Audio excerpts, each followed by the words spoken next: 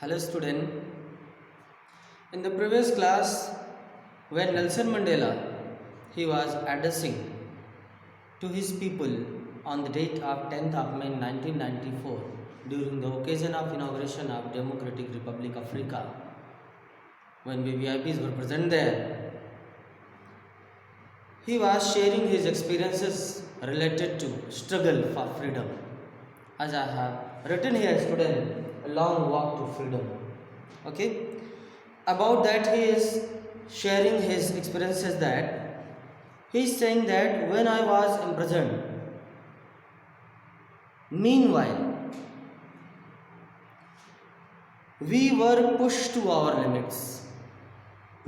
It means pushed to the last point in our ability to bear pain, inhuman activities which was held by white supremacy. At that time, a God was there. I could find a glimmer only of humanity in him, and that was enough for me. That glimmer of humanity, that was enough for me to have patience, to have courage, and that inspired me so I could move forward on the path of rebellion, especially against the white people, against the white supremacy, against the inhuman activities. And whether at the time we were pushed to our limits, we were not able to bear such a harsh condition what was going on with us, with me there during the imprisonment.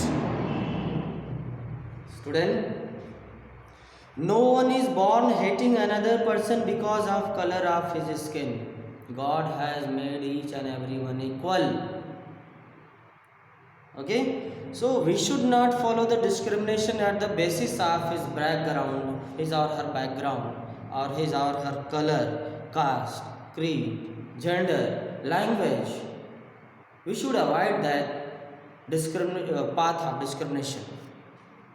Here Mandela is saying that man's goodness is a flame that can be hidden but never extinguished,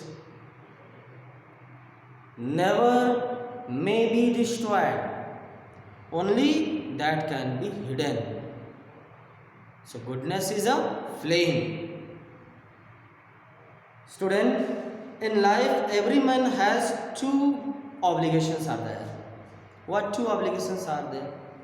One, for his informal life, another for his country. Okay, we all are responsible. We have duty. For what?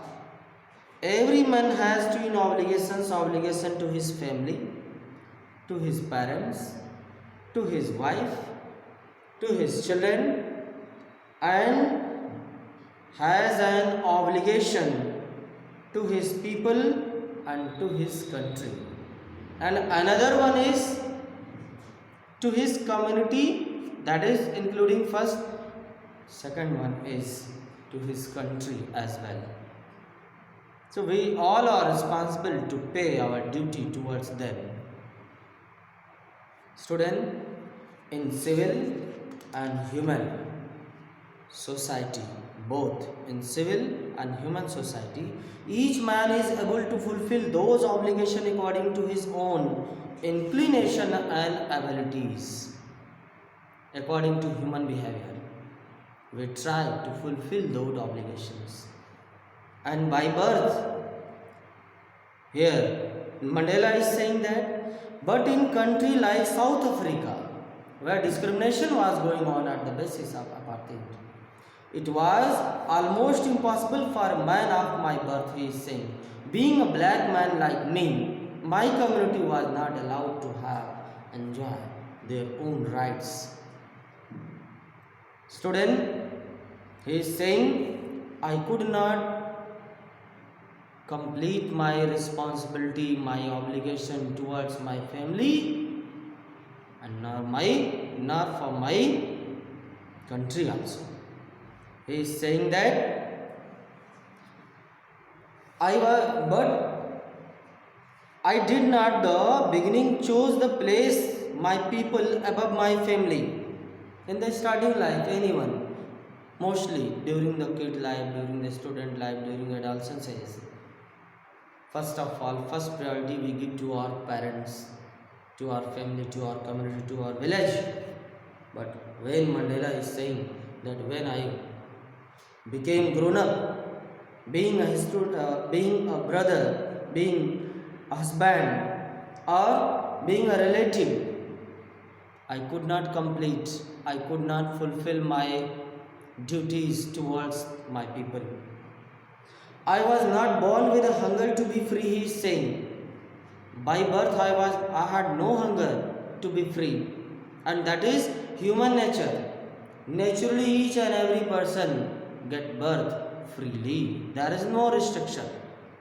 Neither restriction of any religion, of any caste or creed, or based on any type of discrimination. Nothing is there, no restriction is there. By birth we are human beings.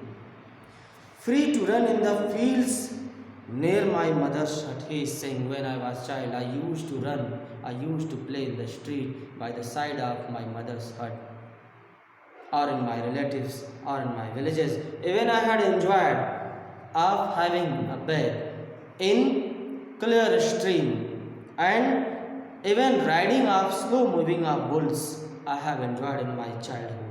These were the only freedom for me. Nothing extra was needed at that time. And he is saying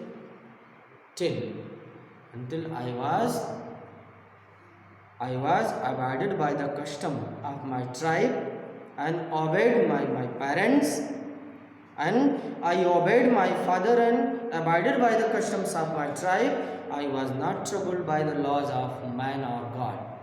When problem came in his life, when he became grown up, when he started to join, when he could realize the experience between when he is grown up now and when he was a child.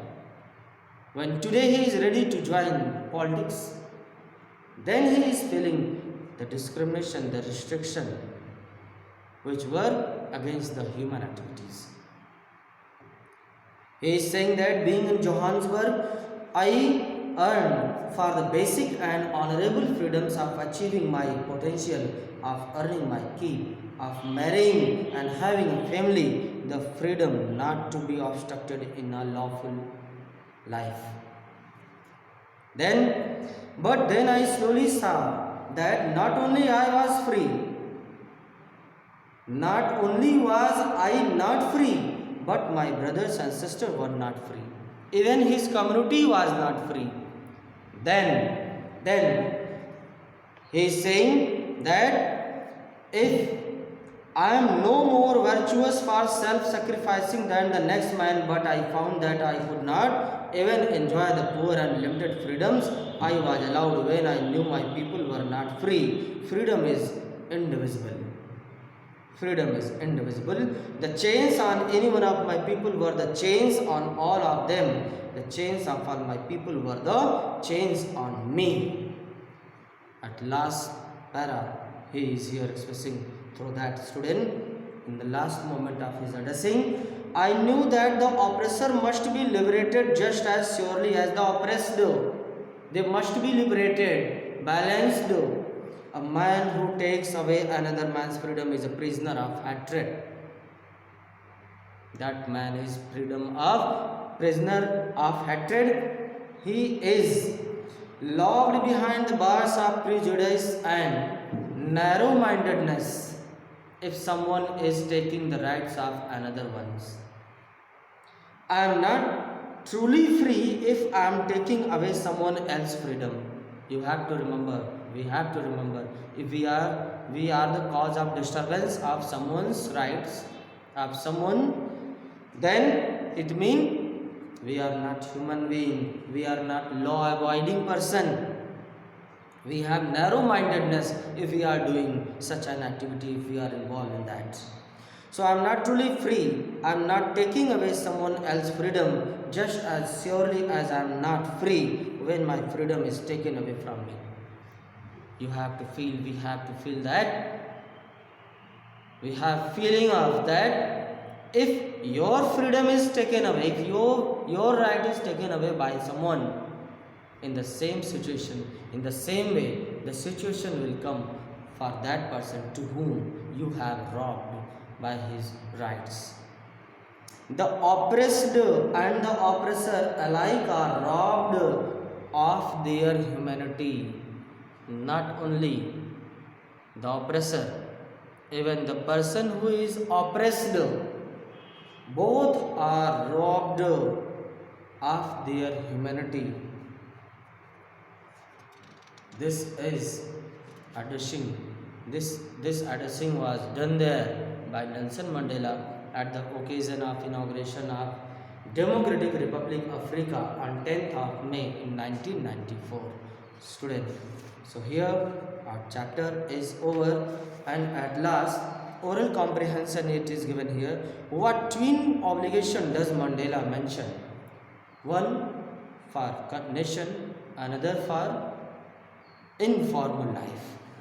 What did being free mean to Mandela as a boy and as a student?